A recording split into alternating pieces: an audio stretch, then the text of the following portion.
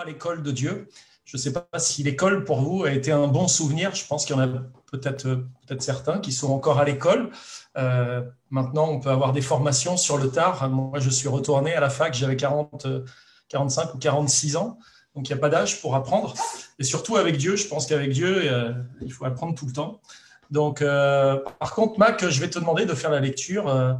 Je pense que tu vas bien voir. Voilà. Donc, si tu peux faire la lecture, comme ça. Bien sûr. Alors, on lit dans l'évangile de Jean, chapitre 3, versets 1 à 12. Donc, je lis ceci. Il y avait parmi les pharisiens un homme appelé Nicodème. Il était l'une des personnalités dirigeantes de la nation juive, un membre du grand conseil. Une nuit, il vint trouver Jésus. Il le salua en ces termes. « Rabbi, nous savons que Dieu t'a envoyé pour nous enseigner, car de toute évidence, personne ne saurait accomplir les miracles que tu fais si Dieu n'est pas avec lui. » Jésus lui répondit, « Vraiment, je te l'assure, celui qui ne passe pas par une nouvelle naissance ne saurait voir le règne de Dieu.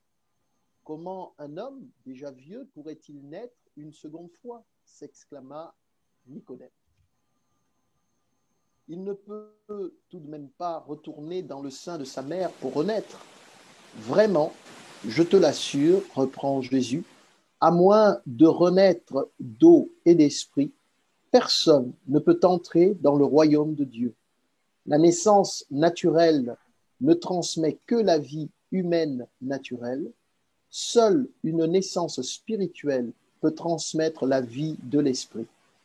Ne sois donc pas surpris si je t'ai dit, il vous faut tous passer par cette nouvelle naissance.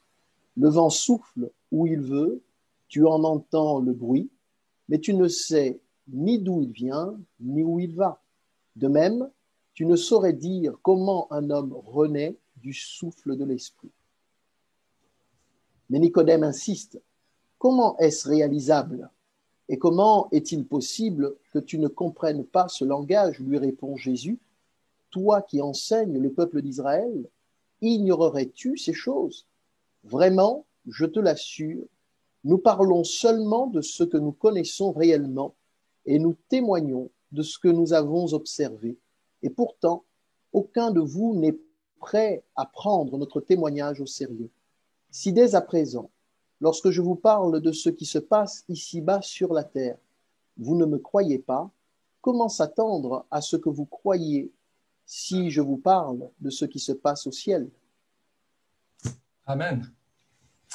Un bien beau passage, n'est-ce pas, que ces passages de l'évangile de Jean au chapitre 3, de cette fameuse rencontre entre Jésus et Nicodème.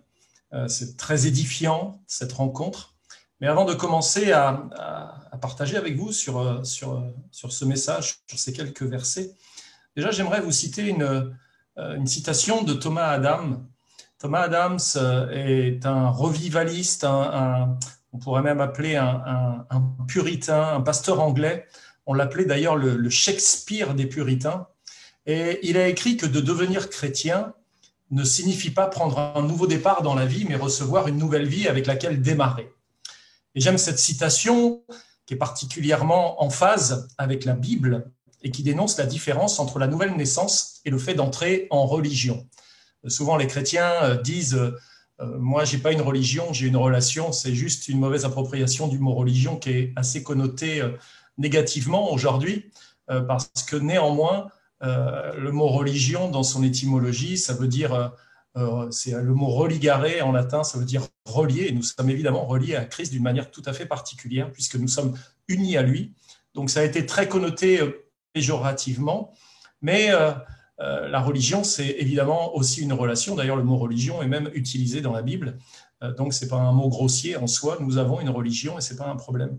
Mais il fait quand même une différence, Thomas Adam, entre la nouvelle naissance et juste le fait d'entrer en religion dans ce que l'on peut penser être le plus péjoratif du terme. Chacun de vous connaît l'expression « né de nouveau ». Vous êtes donc des chrétiens. Et aux États-Unis, même les chrétiens nés de nouveau, on les appelle les born again, les nés de nouveau. Et cette expression signifie littéralement né d'en haut. Et cette Nouvelle naissance parle d'un changement intérieur, d'une transformation spirituelle qui, on pourra dire dans la suite, c'est-à-dire dans la vie après la mort, se fera aussi dans une transformation corporelle, puisque les chrétiens croient dans la résurrection. Le fait d'être né de nouveau est un acte de Dieu par lequel la vie éternelle est accordée à la personne qui croit. Dans l'évangile de Jean, au chapitre 1er, versets 12 et verset 13, il est dit « Mais à tous ceux qui l'ont reçu, à ceux qui croient en son nom, elle a donné le pouvoir de devenir enfants de Dieu, lesquels sont nés non du sang, ni de la volonté de la chair, ni de la volonté de l'homme, mais de Dieu. » Et ce passage de l'évangile de Jean indique qu'être né de nouveau englobe le fait de devenir enfant de Dieu par la foi dans le nom de Jésus. Et pour nous, deux questions se posent. La première, c'est pourquoi avons-nous besoin de naître de nouveau? D'ailleurs, cette question-là, Nicodème se l'est posée. Et l'apôtre Paul dit dans Éphésiens, chapitre 2 et au verset 1er, « Vous étiez morts à cause de vos offenses et de vos péchés. » Et il écrit dans Romains 3, 23 que tous ont péché et sont privés de la gloire de Dieu. Et donc les pécheurs sont considérés comme morts spirituellement. Et la Bible compare la vie qu'ils reçoivent par la foi en Christ à une nouvelle naissance. Ils passent donc de la mort à la vie. Et seules les personnes nées de nouveau ont obtenu le pardon de leurs péchés et établi leur relation ou rétabli leur relation avec Dieu. Mais comment est-ce possible? Comment peut-on naître de nouveau? Dans Éphésiens, au chapitre 2, verset 8 et verset 9, Paul va déclarer « Oui, sa grâce est la seule source de votre salut. Notre salut, nous le puisons uniquement dans la grâce de Dieu. Et cette grâce, vous l'avez saisie par la foi qui est un don de Dieu. Rien ne vient de vous, poursuit l'apôtre. Tout est cadeau de Dieu. Ce n'est pas en accomplissant les commandements que vous l'avez acquise. Tout mérite est donc exclu et du même coup se retrouve écarté toute raison de s'enorgueillir. » Lorsqu'une personne est sauvée, lorsqu'une personne naît de nouveau, lorsqu'elle est renouvelée spirituellement et dorénavant un enfant de Dieu par cette nouvelle naissance. Et être né de nouveau, c'est mettre sa foi en Jésus-Christ, celui qui a payé le prix pour nos péchés en mourant sur la croix. Dans la deuxième aux Corinthiens, au chapitre 5 et au verset 17, Paul va poursuivre et il va dire « Si quelqu'un est en Christ, il est une nouvelle création. Les choses anciennes sont passées, et voici toutes choses sont devenues nouvelles. » Commençons dans cet entretien entre Jésus et Nicodème. La première fois que nous entendons parler de manière claire de la nouvelle naissance dans la Bible, ça a lieu donc au moment où Jésus va s'entretenir avec Nicodème au 3e chapitre de l'Évangile selon saint Jean. Avant cela, le terme nouvelle naissance est totalement absent des écrits. Nicodème était un pharisien, il était membre du Sanhédrin, il était donc parmi le conseil dirigeant juif, et il inspirait beaucoup de respect à Jérusalem. C'était un homme très considéré en tant que théologien et enseignant des lois, de la loi mosaïque, qui légiférait l'ensemble du peuple juif. Au vu de sa position et de son prestige, il est surprenant d'ailleurs de constater que Nicodème vienne rendre visite en privé à Jésus. En effet, Jésus n'avait pas reçu la formation à laquelle Nicodème et ses pairs accordaient tant de valeur. Jésus n'avait pas fait une école talmudique, il n'avait été ni à l'école du rabbin Hillel, ni à l'école du rabbin Chiméi, ou il n'avait fait aucune école talmudique. Et donc, c'était très étonnant d'ailleurs de voir Nicodème se déplacer en plus vers Jésus. Toutefois, Nicodème était intrigué par les enseignements de Jésus. Et il ne pouvait nier ou infirmer les miracles qui avaient lieu. C'est ainsi qu'avec une certaine humilité, cet homme important, ce personnage juif religieux, alla rendre visite au charpentier sans instruction, ce charpentier de Galilée, de la ville de Nazareth. Dans l'évangile de Jean, chapitre 3, verset 2, il est dit « Rabbi, nous savons, et c'est Nicodème qui parle, nous savons que tu es un docteur venu de Dieu, car personne ne peut faire ces miracles que tu fais si Dieu n'est avec lui. » Et en appelant Jésus Rabbi, Nicodème se montrait respectueux de son statut d'enseignant et révélait aussi son envie d'apprendre. Dès l'instant où on appelait quelqu'un rabbi, c'est qu'on se plaçait à l'écoute de l'enseignement de cette personne. Rien que le terme rabbi accordait une reconnaissance à la personne. Et donc, lorsque Nicodème appelle Jésus rabbi, il se place en capacité d'écouter ce que Jésus va lui dire. Et donc, il place à notre connaissance son envie d'apprendre. Mais il allait sans doute regretter sa phrase suivante, parce qu'il dit « Rabbi, nous savons ». Et ce n'était sans doute pas le meilleur moyen de commencer une conversation avec le Fils de Dieu. Jésus, je sais. La meilleure façon de commencer une discussion avec Jésus, c'est « Jésus, en réalité, je ne sais pas grand-chose ». Et c'est ce que Pierre a dit bien plus tard. « M'aimes-tu, Seigneur, toi, tu connais toutes choses ». Et si toi, tu connais toutes choses, ça veut dire qu'en réalité, moi, je ne sais pas grand-chose.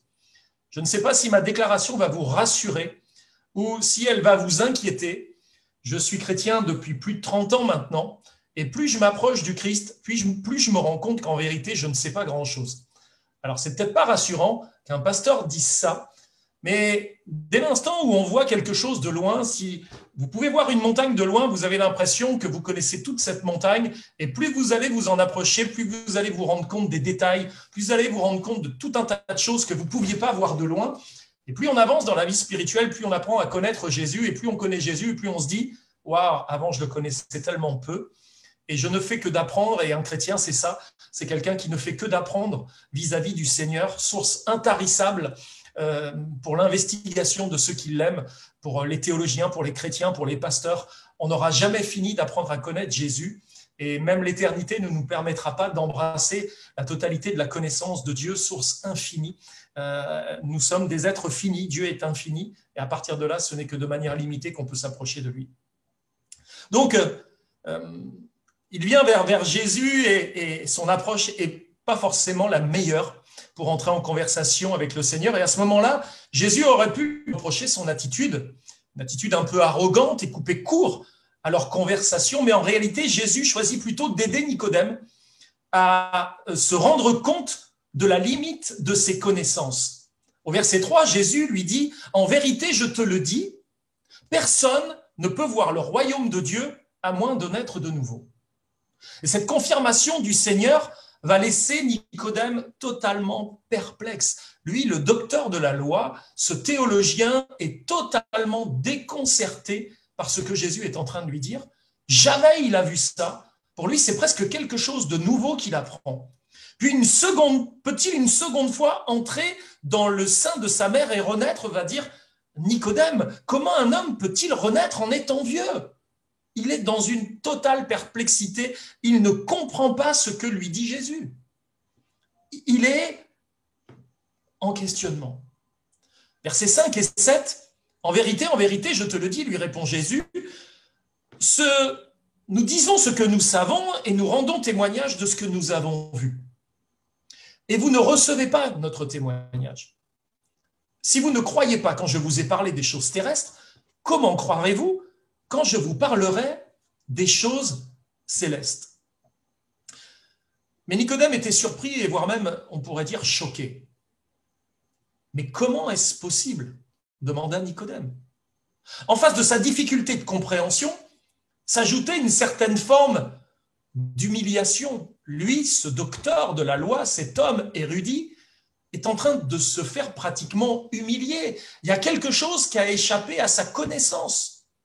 Surtout lorsque Jésus va lui dire au verset 11 et 12, « En vérité, je te le dis, nous parlons de ce que nous savons et nous attestons de ce que nous avons vu, mais vous n'accueillez pas notre témoignage. Si vous ne croyez pas quand je vous parle des choses de la terre, comment croirez-vous quand je vous parlerai des choses du ciel ?» Alors Nicodème est appelé à retourner à l'école. Quand Nicodème retourne à la fac de Théo, Nicodème, tu es peut-être un docteur de la loi, mais il va falloir que tu retournes étudier. Ça nous fait tout drôle parfois quand on entend ça. Comprendre ce qu'est la nouvelle naissance et ce qu'elle revêt n'est pas évident en réalité. Et nous pourrions sans doute poser à Jésus cette même question que Nicodème. Comment est-ce possible? Vous avez vécu la nouvelle naissance, mais comment vous pouvez l'expliquer? Comment c'est possible? Comment ça se produit? Comment suis-je passé de la mort à la vie? Comment un tel miracle de régénération peut-il se mettre en place, peut-il se réaliser? N'est-ce pas en soi un mystère? Un théologien que j'apprécie beaucoup, qui s'appelle Sinclair Ferguson, a écrit « Nous ne prenons pas assez au sérieux cet enseignement que l'homme ne peut entrer dans le royaume de Dieu, peut-être parce qu'il élimine les vestiges de notre autonomie naturelle, de notre indépendantisme quelque part. Il met en évidence l'enseignement de la Bible selon lequel notre salut n'est que grâce. La seule chose nécessaire est celle que nous ne pouvons le réaliser nous-mêmes. » Il n'est pas difficile à comprendre que Nicodème trouvait confus les propos du Seigneur. En effet, les pharisiens avaient une mauvaise compréhension et une mauvaise interprétation de la loi qui les poussait à établir leur propre moralité face à Dieu. Ils devaient se comporter d'une telle manière pour établir leur propre moralité face à Dieu. Et Nicodème pensait donc que le fait de naître de nouveau impliquerait quelque effort ou quelque contribution de sa part. Que faut-il faire pour naître de nouveau? Faut-il retourner dans le sein de sa mère? Et la plupart d'entre nous, eh bien, pourraient le penser également. Pour naître de nouveau, voilà ce qu'il faut faire. Le problème, c'est que de naître de nouveau, c'est tout sauf faire. C'est quelque chose qui se fait indépendamment de nous. Et c'est justement cette présomption que Jésus mettait en doute. Il faut que vous naissiez de nouveau. Au verset 7, n'est pas un ordre de croire en Christ, c'est une affirmation qui définit ce qu'il doit faire, lui, en nous. Ce n'est pas à nous de naître de nouveau. Parce que sinon, si vous me dites c'est à moi de naître de nouveau, je vais vous dire alors concrètement comment tu fais pour naître de nouveau. Ce n'est pas l'enfant qui sort du sein de sa mère, c'est la mère qui va l'expulser.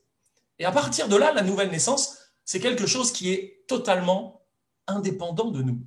Et Jésus dit, il faut que vous naissiez de nouveau. Ce n'est pas un engagement à faire quelque chose, mais c'est une réalité dans laquelle nous devons entrer.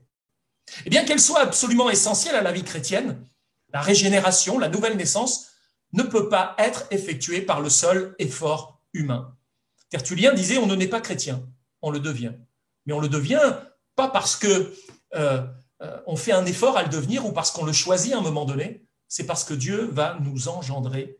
Et ça, c'est quelque chose de miraculeux à comprendre et encore plus à vivre. Dieu est le seul auteur de cette nouvelle naissance et il ne s'agit même pas d'un effort coopératif entre l'homme et Dieu. Est-ce qu'un petit bébé qui va naître fait un effort pour naître? Bah non, c'est souvent la maman qui fait l'effort et le bébé, lui, il se laisse expulser. Il nous faut passer par l'expérience de la régénération, mais c'est Dieu qui l'accomplit. La perplexité de Nicodème face aux paroles du Seigneur n'était pas due à son manque d'intelligence. C'était un homme qui était tellement intelligent. Pour parvenir à comprendre ce que Jésus lui disait, il fallait qu'il accepte un léger changement de paradigme. Il faut souvent désapprendre avant d'apprendre.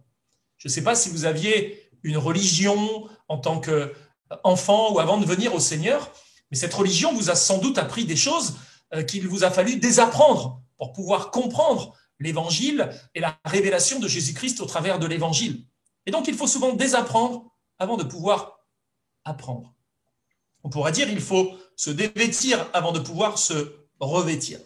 Il faut laisser Jésus vaincre certaines de nos certitudes et accepter de reconsidérer des choses que nous pensions connaître objectivement et que nous avions pourtant l'impression de maîtriser.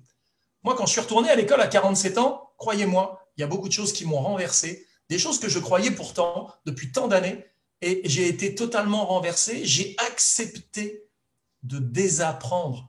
Et ce désapprentissage m'a ouvert la connaissance à des choses qui sont venues éveiller en moi une reconnaissance et une vie renouvelée dans la présence du Seigneur. Richard Baxter va dire « La nouvelle naissance n'est pas seulement un mystère qu'aucun homme ne comprend, c'est bien plus que cela, c'est un miracle qu'aucun homme ne peut entreprendre. » Aucun homme ne peut naître de lui-même, c'est impossible. Et beaucoup pensent que le repentir et la foi sont à la base de la nouvelle naissance. Mais le repentir et la foi ne sont pas à la base de la nouvelle naissance. C'est plutôt la nouvelle naissance qui est à la base de la foi et du repentir. Il faut naître avant de pouvoir rentrer dans l'existence, même si on reconnaît une existence à un enfant avant qu'il naisse, bien sûr. Mais la naissance suppose tout le reste. La naissance, ce n'est pas ce qui résulte de tout ce qu'on va faire. La naissance, c'est la base de la vie et de la vie spirituelle, bien évidemment. Mais serait-il possible d'agir spirituellement avant de naître spirituellement? Le repentir et la foi sont à la base de notre régénération et ils sont essentiels à la conversion et à la sanctification qui en découlent. Mais ils sont le résultat de la nouvelle naissance et pas la cause. La régénération, c'est l'œuvre de Dieu seul qu'il accomplit par son Esprit Saint. Un autre théologien que j'aime beaucoup, qui s'appelle J.I. Packer, il a écrit un livre qui s'appelle La connaissance de Dieu. Et il dit, il ne s'agit pas d'un changement que l'homme peut provoquer, de la même façon qu'un bébé ne peut induire ou contribuer à sa propre création et à sa propre naissance. Nous ne naissons pas d'un vouloir de l'homme, mais de Dieu, écrit l'apôtre Jean dans l'évangile de Jean, chapitre 1er, verset 13. C'est cette nouvelle nature qui nous a été impartie, nous vient de Dieu seul qui en est l'auteur. De plus, dans Philippiens, au chapitre 1er, au verset 6, nous avons l'assurance que celui qui a commencé en vous cette œuvre excellente, et il est parlé de la régénération, en poursuivra l'accomplissement jusqu'au jour du Christ Jésus. Alors on pourrait dire, nous n'avons donc plus besoin de nous préoccuper de savoir si notre volonté et notre discipline seront suffisantes pour parvenir à développer cette vie nouvelle, car elles ne le seront pas. Ainsi, au bout du compte, être conforme à l'image de Christ ne dépend pas de notre habileté, de nos capacités personnelles ou des efforts que nous pourrons déployer pour tâcher d'y parvenir. Au contraire, il nous faut être assurés de notre accomplissement dans la sainteté grâce au travail définitif de Dieu. La marche dans la sanctification est véritablement le produit de l'effort des croyants pour faire correspondre notre état à notre statut. Nous sommes des enfants de Dieu, ça c'est notre statut. Mais notre état ne correspond pas tout à fait à notre statut, puisque pour l'instant, on n'est pas comme Christ. Christ, voilà l'enfant de Dieu, voilà le modèle à suivre. Il faut que mon état corresponde à mon statut. Pour résumer, vous êtes un enfant de l'ADAS, je ne sais pas si certains d'entre vous ont été orphelins de père et de mère, vous êtes un enfant de l'ADAS et vous avez les parents qui entrent dans l'orphelinat. Ce n'est pas l'enfant qui va choisir le parent, mais c'est bien le parent qui va choisir l'enfant. Et une fois que le parent a reconnu l'enfant comme étant son fils, bien sûr, il l'est d'un point de vue légal, mais il ne l'est pas encore dans tous les comportements et toutes les attitudes. Il faudra du temps pour qu'il apprenne à connaître ses parents et qu'il se conforme aux volontés de ses parents, à leur manière de vivre, à leur tradition, à leur façon de faire les choses. Et ça va s'apprendre au fur et à mesure. Il ne sait pas encore ce qui plaît et ce qui déplaît à ses parents. C'est à peu près ça la marche dans la sanctification. Nous sommes des enfants d'adoption, nous avons été adoptés par le Seigneur qui nous a choisis. Et à partir de là, aujourd'hui, nous devons conformer notre vie à sa volonté. Nous devons apprendre qui il est, savoir quelle est sa volonté et essayer de lui plaire en tant que fils et en tant que fille de Dieu. Dieu nous a placés dans une nouvelle disposition avec une passion pour la vertu. Les chrétiens, ce sont des hommes et des femmes qui ont une passion pour la vertu. Nous en arrivons donc au cœur de la nouvelle naissance. Que se passe-t-il réellement lorsque quelqu'un naît de nouveau? J.I. Packer va dire le mot régénération indique un nouveau commencement de la vie, une rénovation créative forgée par le pouvoir de Dieu. Ouais, c'est un théologien et les théologiens sont souvent très compliqués. Lorsque Dieu nous régénère, il nous fait devenir quelqu'un qui n'existait pas auparavant. Et la Bible décrit comme suit dans 2 Corinthiens 4, 6, car Dieu qui a dit « La lumière brillera du sein des ténèbres » a fait briller la lumière dans nos cœurs pour faire resplendir la connaissance de la gloire de Dieu sur la face de Christ. Alors il y a un parallèle entre notre régénération et la création intentionnelle de Dieu. Notre régénération n'est autre qu'un acte créatif de Dieu, et ce n'est pas n'importe quel acte créatif, puisqu'il a fait de nous une nouvelle créature. Il y a donc bien dans la régénération un acte de création. Le parallèle entre notre régénération et la création est véritablement intentionnelle. Notre régénération est donc un acte créatif de Dieu. Le même Dieu qui a dit que la lumière soit, nous a parlé un jour et a dit que la vie soit en cet homme, en cette femme, qu'il naisse de nouveau, qu'il parvienne à la vie et que ses yeux s'ouvrent et la vie fut. Certainement, vous le connaissez, Spurgeon a dit, un soir, alors que j'étais assis dans la maison de Dieu, je n'appréciais pas beaucoup le sermon du prêtre. J'espère que ce n'est pas votre cas avec moi ce soir, mais ce n'est pas là. Car je n'y croyais pas, dit-il. La pensée me bouleversa. Comment es-tu devenu chrétien? J'ai cherché le Seigneur. Comment se fait-il que tu aies cherché le Seigneur? La vérité m'est venue à l'esprit en un instant. Je n'aurais pas dû le chercher, à moins que quelque chose qui pouvait avoir une influence sur mon esprit m'y pousse. J'ai prié, pensai-je, mais ensuite je me suis demandé, comment suis-je arrivé à la prière? Ce sont les Écritures qui m'ont incité à prier. Comment suis-je arrivé à lire les Écritures? Je les ai lues en effet. Et qu'est-ce qui m'a conduit à le faire? Et alors, en un instant, je vis que Dieu était derrière tout ça et qu'il était l'auteur de ma foi. Alors toute la doctrine de grâce s'ouvrit à moi et je ne m'en suis pas écarté à ce jour. Je désire faire de ceci ma confession permanente. J'attribue entièrement à Dieu mon changement. Waouh! J'attribue entièrement à Dieu mon changement. Assurément, il est venu vers moi. Assurément, il s'est révélé à moi et je n'ai fait que de répondre à son invitation. C'est lui qui m'a attiré. C'est lui qui a mis son vouloir, le vouloir et le faire à l'intérieur de ma vie et c'est lui qui m'a attiré vers lui dans son amour. Dans Tite, chapitre 3, versets 4 à 7, il est dit « Mais lorsque la bonté de Dieu, notre Sauveur, et son amour pour les hommes ont été manifestés, il nous a sauvés, non à cause des œuvres de justice que nous aurions faites, mais selon sa miséricorde, par le baptême de la régénération et le renouvellement du Saint-Esprit qu'il a répandu avec abondance par Jésus-Christ notre Sauveur, afin que, justifiés par sa grâce, nous devenions en espérance héritiers de la vie éternelle. » Nous voyons ici que reconnaître la source de notre salut vient renforcer notre espoir en ce qui concerne la vie éternelle. La nouvelle naissance peut aussi être vue comme une résurrection.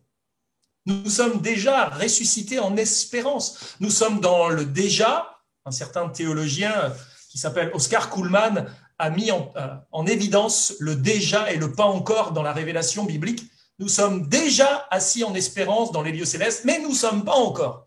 Nous sommes déjà ressuscités, mais vous êtes bien d'accord pour dire avec moi que nous ne le sommes pas encore. Alors il y a le déjà et le pas encore. Le pas encore, il arrive.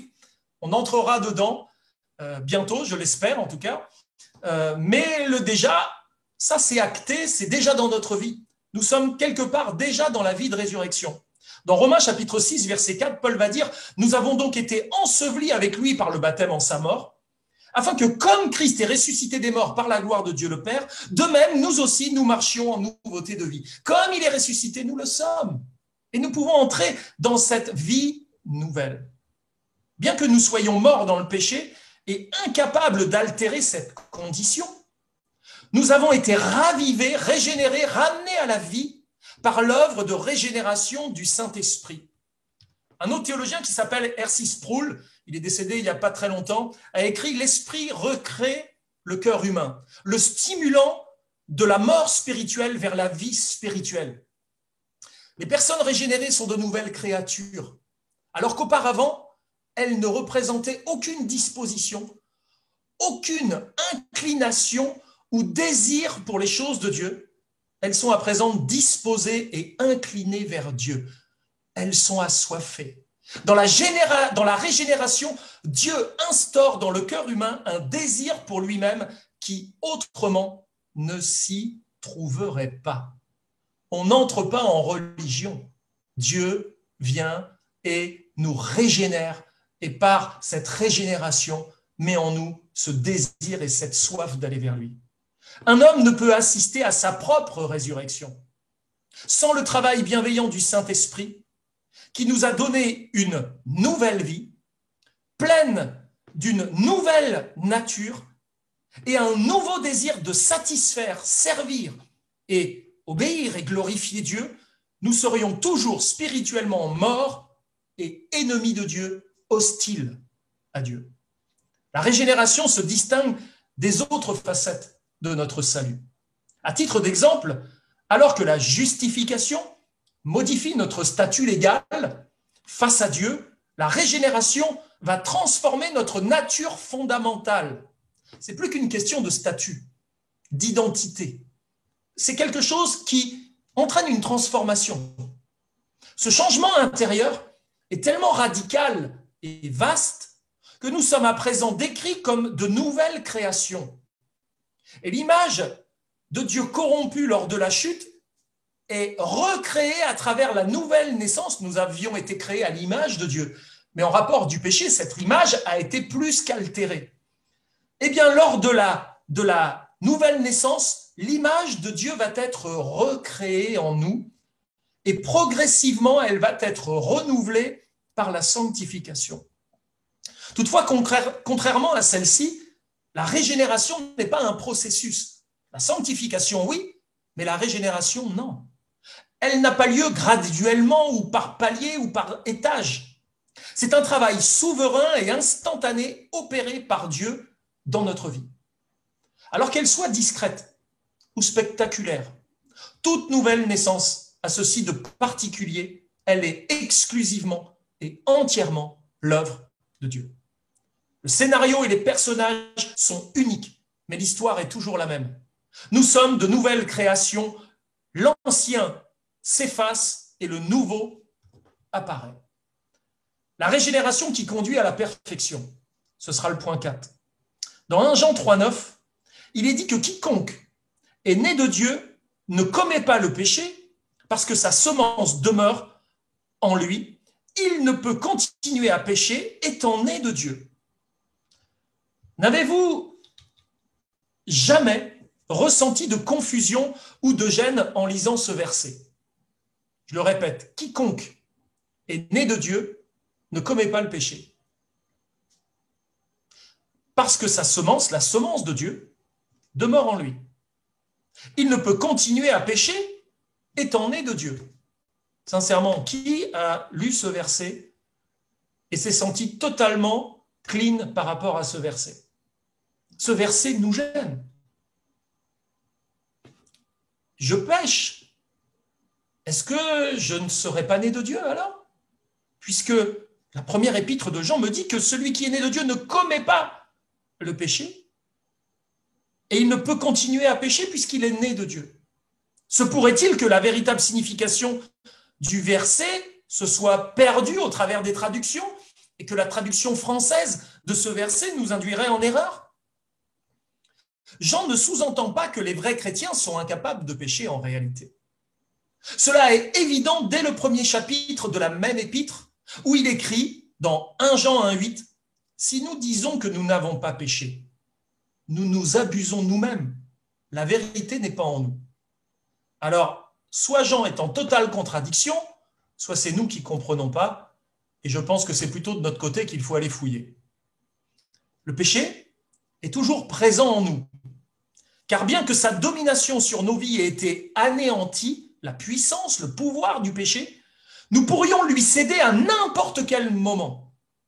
Mais en écrivant que ceux qui sont nés de Dieu ne peuvent continuer à pécher, Jean montre que la régénération nous rend incapables de prolonger nos péchés.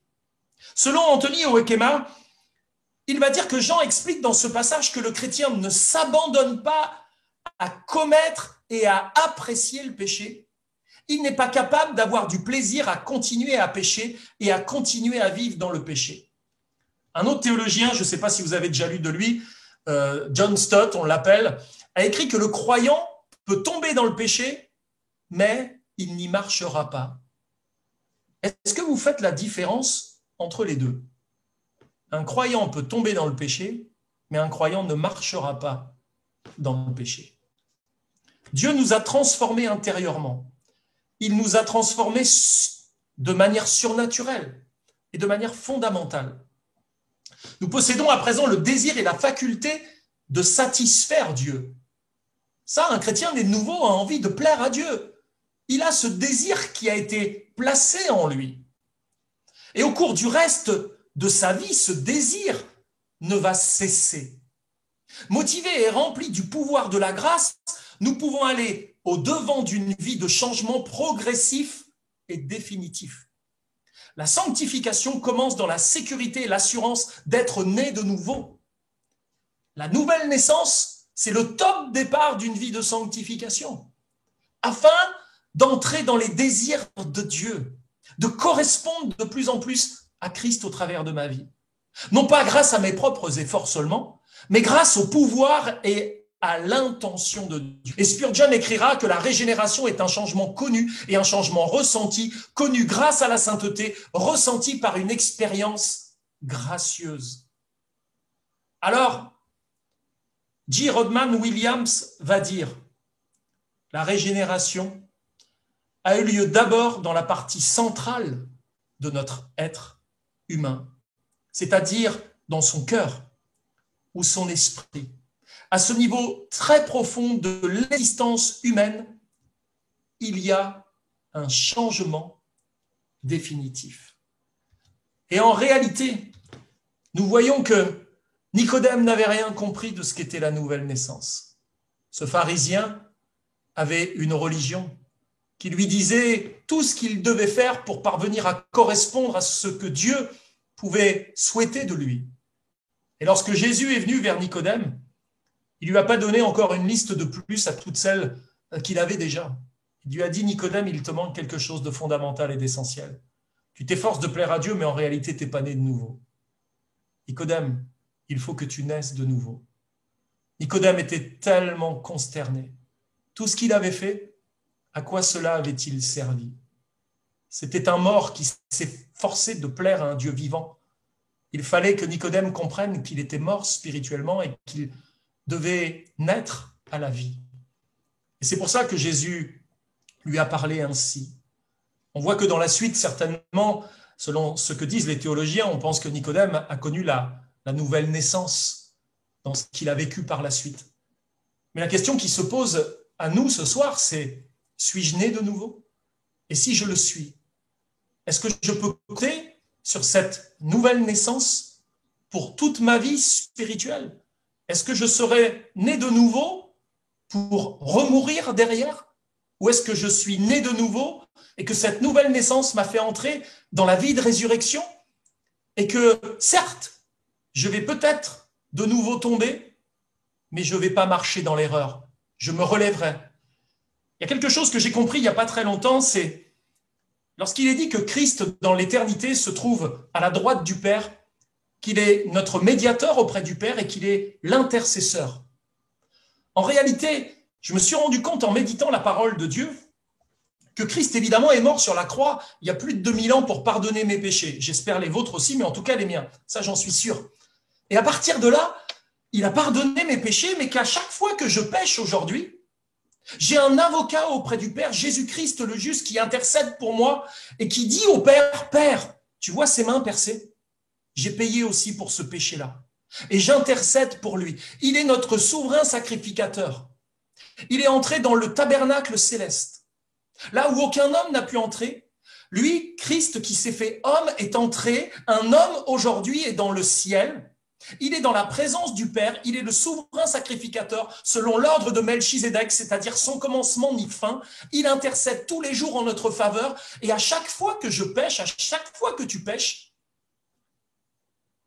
il dit au Père, mets ce péché sur mon compte.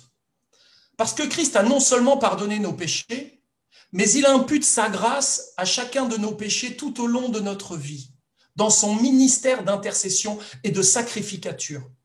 Je connais bien ce ministère de sacrificature parce que c'est justement sur la sacrificature du Christ que j'enseigne à l'ITB, sur l'Épître aux Hébreux, sur cette partie très particulière de la sacrificature royale de Jésus-Christ et ce que cela suppose.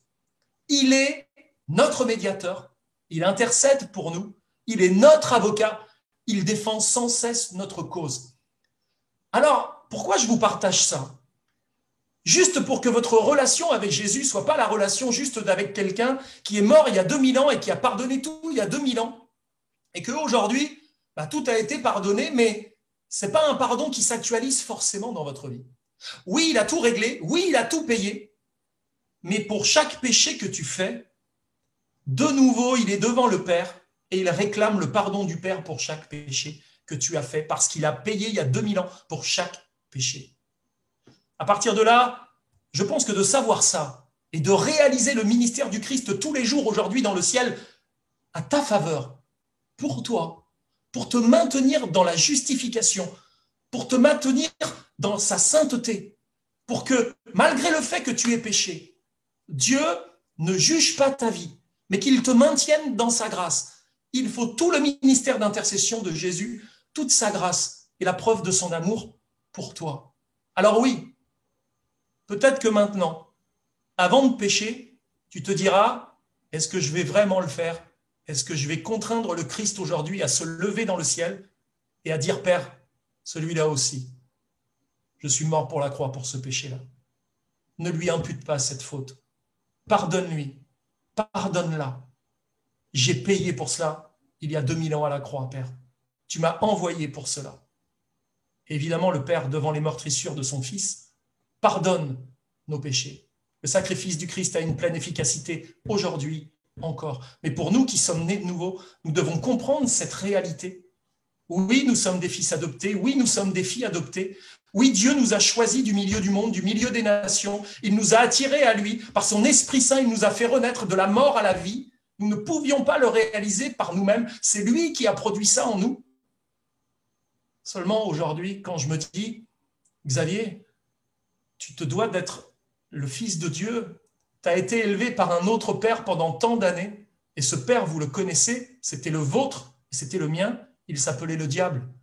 Il m'a enseigné plein de trucs vicieux. Il m'a enseigné plein de trucs pernicieux. Il m'a enseigné le mensonge. Il m'a enseigné la duperie. Il m'a enseigné toutes sortes de filouteries. Il m'a éduqué dans ses mauvaises voies. Et puis, le Seigneur a décidé de m'arracher de ses griffes. Il m'a fait naître de nouveau. Il a fait de moi son fils. Alors oui, aujourd'hui, il faut que mon état corresponde à mon statut. Oui, je dois devenir cet enfant de Dieu jour après jour. Je le suis déjà dans les statuts parce que Dieu m'a fait naître à la vie. Mais jour après jour, il faut que cette nouvelle naissance prenne totalement place en moi. Et s'il m'arrive de tomber, alors je me relève. Je me tourne vers le Seigneur et je ne lui dis pas, Seigneur, s'il te plaît, pardonne ce péché pour maintenir le salut dans ma vie. C'est comme si tu disais à ton enfant, tu as fait une erreur. Tes parents n'étaient pas d'accord avec ça. Alors, tu vas demander pardon à tes parents, sinon tu n'es plus notre enfant. On a trop souvent dit que notre repentance, une fois qu'on est sauvé, sert à pardonner nos péchés comme si ça maintenait le salut dans notre vie. Mais en fait, on ne se repent pas pour maintenir le salut dans notre vie, on se repent pour maintenir notre relation à Dieu. Vous le savez que le péché nous sépare de Dieu, nous éloigne de sa face. Et s'il y a bien quelque chose qui est difficile pour un chrétien et insoutenable, c'est de prier et de ne plus sentir la présence de Dieu. Ça dénote que le péché est entré dans notre vie. Alors oui, on se repent, parce qu'on a tellement besoin de sentir la présence de Dieu. Et quelle grâce lorsque notre enfant vient vers nous et nous dit « Tu sais papa, j'ai commis une erreur et je te demande pardon. Ok, je te pardonne, viens dans mes bras. » C'est comme ça avec le Père. On lui demande pardon lorsqu'on a péché, pas pour maintenir notre statut d'enfant comme si ce statut d'enfant, on pouvait le perdre parce qu'on a commis un péché. Non, mais on a besoin de restaurer la relation. On a besoin de revenir dans la présence de Dieu. On a besoin de faire saigner nos cœurs en sa présence et de lui dire « Père, je regrette vraiment ce que je viens de commettre. Je t'en supplie, ne me tourne plus ta face. J'ai besoin de cette communion. J'ai besoin de cette intimité avec toi. Alors Père, s'il te plaît, restaure cette relation. » Et c'est pour ça que nous nous repentons, nous les chrétiens. Et surtout, si vous avez peut-être eu cette tendance à vous repentir pour vos péchés, comme si vos péchés faisaient que Dieu vous dirait « T'es plus mon fils et t'es plus ma fille à cause de ce péché », eh bien détrompe-toi. Tu ne repousserais pas tes enfants parce qu'ils ont commis quelque chose. Et même si tu voulais le faire, il resterait quand même tes enfants au niveau de l'état civil. Dieu dit, ton père, ta mère t'abandonneraient, mais moi, l'Éternel, je ne t'abandonnerai jamais. Quelle grâce d'avoir un tel père dans notre vie. Quelle assurance nous pouvons avoir, car si nous pouvons douter de nous, assurément, ne doutons jamais ni de lui, ni de son amour, ni de sa grâce. Amen.